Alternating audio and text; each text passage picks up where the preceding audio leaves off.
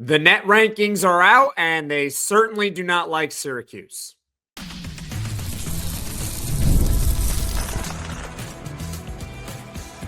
You are Locked On Syracuse, your daily podcast on the Syracuse Orange. Part of the Locked On Podcast Network, your team every day.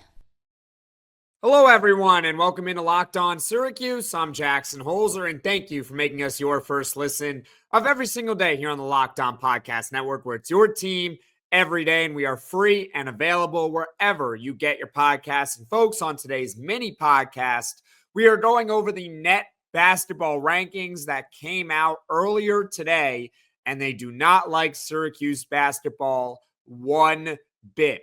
The Orange are 177th in the country in the net rankings. So we're going to talk all about it here in this mini edition of the Locked On Syracuse podcast. Don't worry, later on in the day, we're going to go back to football coverage with transfer portal needs. But with the big news of the first net rankings, I had to make a video on this one. So let's talk about it.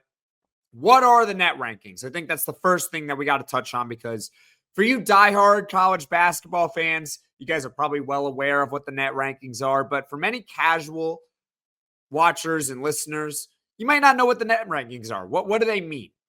The net rankings is an important tool come March to determine at-large tournament bids. There are so many spots for so many teams, and there has to be a way to dwindle them down to get the best 68 teams, not counting the ones that get auto bids by winning their conferences. There has to be a way.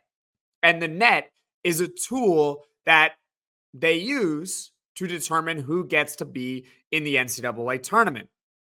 The tool is used to determine how good your wins and losses are during a season and how bad your wins and losses are during the season. For example, a team can be rewarded with a loss against a great team. So if you travel on the road and you play one of the teams that are really up high in the net and you lose on a last-second three-pointer, you might move up in the net rankings.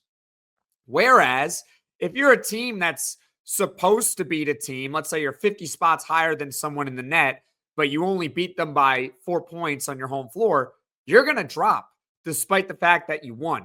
It sounds kind of silly, but again, there has to be a way to separate these teams, and the net is one of those advanced metrics that they use. And the really useful part about it is they'll sort games based on quads. So quad 1 are the toughest games, quad 2, quad 3 are kind of the middle of the road, and quad 4 are the quote-unquote easiest games on a team's schedule. So Syracuse basketball, they fall to 177th in the first net rankings of the season. It is third lowest in the ACC. They are only ahead of Miami and Virginia Tech. They're 0-1 in quad 1. That was Texas Tech. They're 0-1 in quad 2. That was Texas. They did not play a quad 3 game yet. They are 4-0 in quad 4, which is super important. You cannot lose quad 4 games, but the fact that they are close wins is certainly why the net does not like Syracuse very early on in the season. The net is lower also on Syracuse than other advanced metrics, which was something I noticed. Ken Palm has Syracuse at 101. Evan Maya has Syracuse at 93. And RPI, still low on Syracuse, but higher, has the Orange at 162. But no matter how you slice it, doesn't matter what advanced metric you want to look at, it does not look good early for Syracuse. And we're going to talk about later on the early correlation, I should say, between early success and final results of a season, because it's a real thing out there. But bottom line is this: Syracuse basketball, with their early season results, not being able to get a win against Texas or Texas Tech, is forgivable. Those are good teams. Those are quad 1, quad 2. But the fact that they've only beaten the quad 4 teams by such little margins, it does not bode well for Syracuse early, which means they're going to have to do a lot to be able to climb themselves out of this hole to get into NCAA tournament consideration, because right now they're not even in NIT conversation. That's how low they are in the net rankings. So coming up, we'll talk about how the early results do tend to correlate to final season success.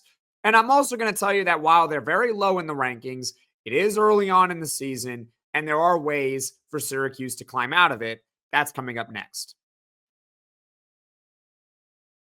Get ready to tackle the NFL action with FanDuel, America's #1 sportsbook, because right now new customers can bet $5 and get $150 in bonus bets if you win. The FanDuel Sportsbook app gives you everything you need to place live bets on the NFL all in one place. So when you get a hunch in the middle of a game, you can check out the latest stats, view live play-by-play, and so much more on the same page where you place your bets. Syracuse Basketball, they travel to Tennessee tomorrow night. The odds have not been released yet on FanDuel, but in the meantime, it's certainly a big week of college football coming up with championship week on Saturday. ACC, it's Clemson versus SMU. Clemson, you should probably send a bottle of champagne over to Fran Brown in Syracuse for allowing you guys to play in that game. But regardless, the odds are SMU is a 2.5-point favorite. If you would like to bet it, just visit FanDuel.com to join today. You'll get started with $150 in bonus bets if you win your first $5 bet. That's FanDuel.com. Never waste a hunch and make every moment more with FanDuel, an official sportsbook partner of the NFL. Basketball season, guys, it's in full swing. And whether it's the NBA, college, Syracuse, they're always typically exciting, especially Syracuse, right? We just talked about how they've had such close margins, even in quad 4 games. They even have close margins against teams that probably should spank them. It's been very weird for Syracuse basketball early on this season, but they're always exciting. The way I get tickets for games is by using Game Time. Game Time is a new feature called Game Time Picks that makes getting tickets for your favorite live events even easier. Game Time Picks filters out the fluff to show you only incredible deals on great seats, so you don't have to waste time searching through thousands of tickets. My favorite feature is the curated deals, and curation makes it easier to save more on sports, concerts, comedy, theater, etc. Take the guesswork out of buying tickets with Game Time. Download the Game Time app, create an account, and use code LOCKEDONCollege for $20 off your first purchase. Terms apply. Again, create an account, redeem code LOCKEDONCollege, LOCKEDONCOLLEGE for $20 off. Download Game Time today. What time is it? Game time. This is Locked On Syracuse, and I'm Jackson Holzer. And folks, on today's mini podcast, we are going over the first initial net rankings.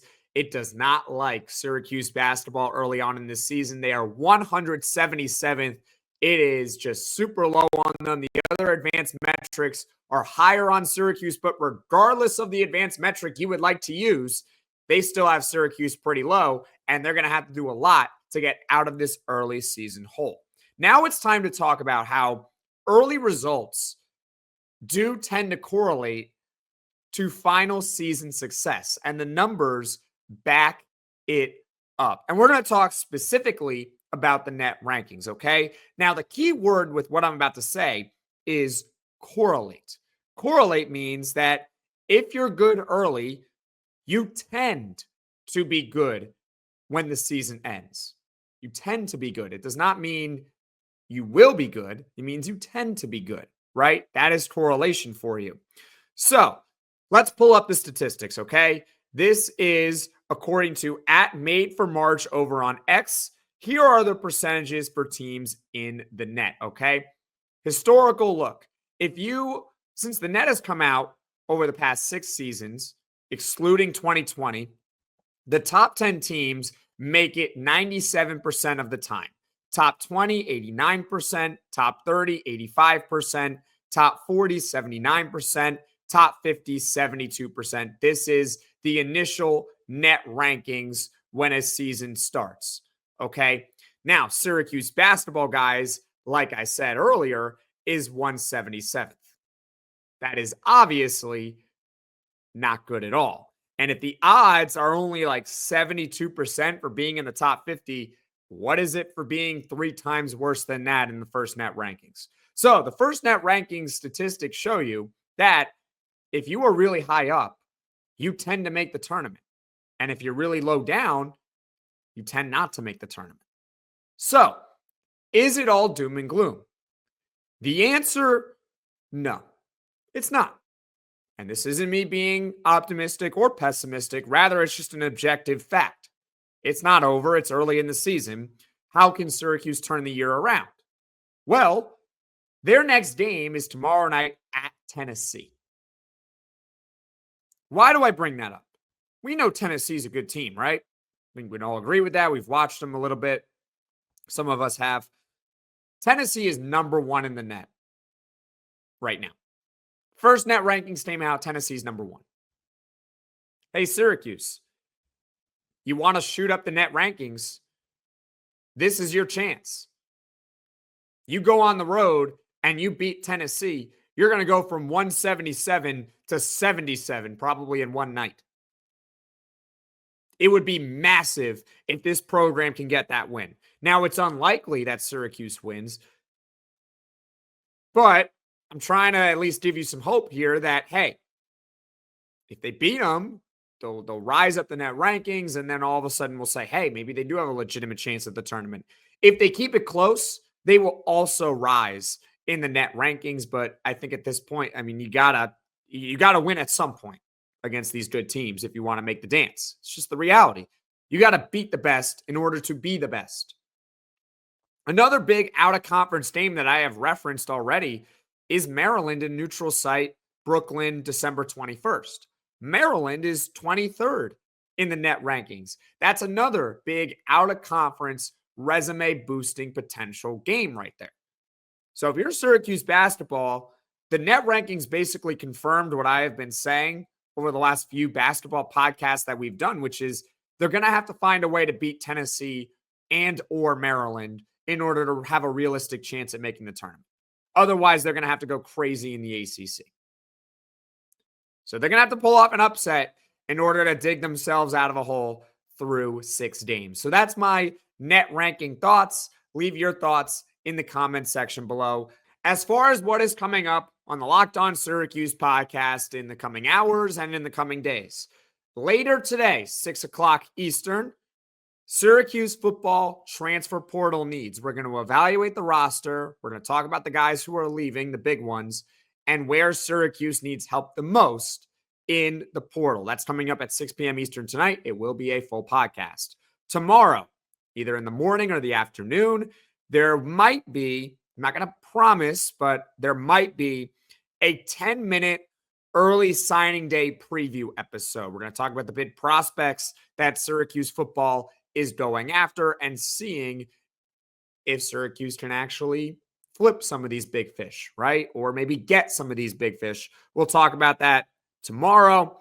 Also coming up tomorrow night, Syracuse basketball. They play at Tennessee at 7:30 p.m. Eastern, ACC SEC Challenge.